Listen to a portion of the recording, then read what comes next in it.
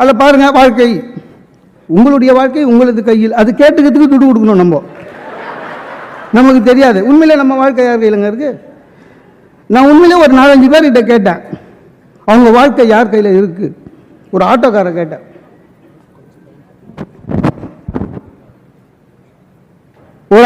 கேட்டேன், அண்ணே உங்க வாழ்க்கை யார் கையில்? மீட்ரு கையில்.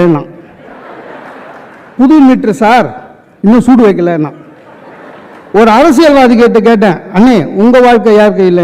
அவரு ஓட்டு போடுற வரையும் ஜனங்க கையில், போட்டுட்டானுங்கன்னா அவன் வாழ்க்கை என் கையில்னாரு அரசியல்வாதி.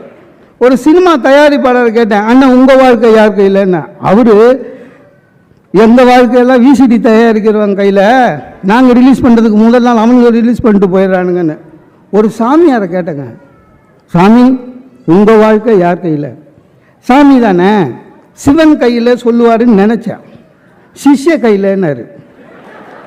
அந்த அம்மா என்னைக்கு வாக்குமூலம் கொடுக்குதோ அன்னைக்கு நான் அவுட்டுன்னாரு.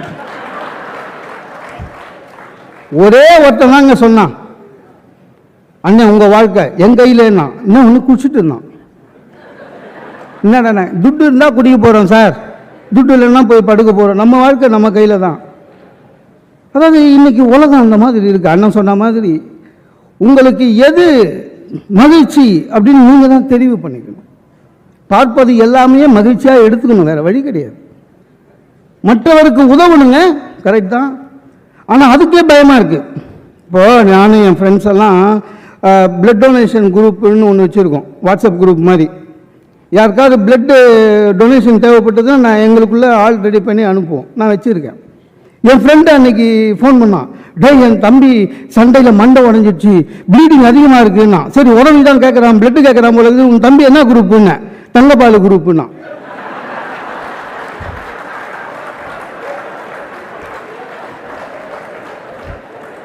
அவன் அங்கே போய் சண்டை போட்டிருக்கான். அதுக்கு ஐக்கிய பிளட் வாங்கிக்க சொல்லியாச்சு. எந்த அளவு மகிழ்ச்சியாக இருக்கும் சார். நடிக்கிறோங்க, காலையில் எழுதுலேருந்து தூங்குற வரையும் நடிக்கிறோம். சில பேர் தூங்குற மாதிரியே நடிக்கிறான்.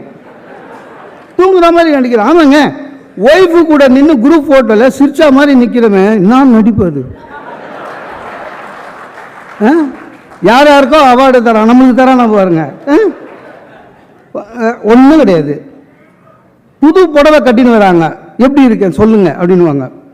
என்ன சொல்லுவீங்க சார்? இல்லை என்னதான் சொல்லுவீங்க? ஏதோ சொல்ல வேண்டியது தான், அசின் மாதிரியே இருக்க. நம்மால் அசினுக்கு கசின் மாதிரி கூட இல்லை, அது வேற விஷயம். நம்ம பசங்களேங்க அது